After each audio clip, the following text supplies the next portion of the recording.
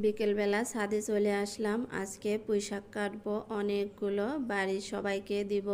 সেই জন্য লম্বা লম্বা দেখে ডালগুলো কেটে নিয়েছি। একা একা খেলে তো হবে না, বাড়ির নিজে হাতে লাগানো গাছের সবজি সবাইকে দিয়ে খেতে কিন্তু বেশি ভালো লাগে। দেখুন আমি বেছে বেছে যেই ডালগুলো বেশি লম্বা হয়ে গেছে সেগুলো কেটে নিচ্ছি।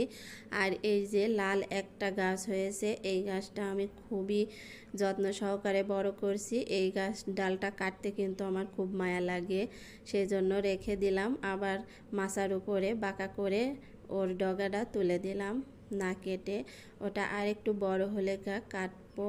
এই যে এতগুলো শাক তুলে নিলাম, আবার আরেকজনকে দেওয়ার জন্য কাটবো।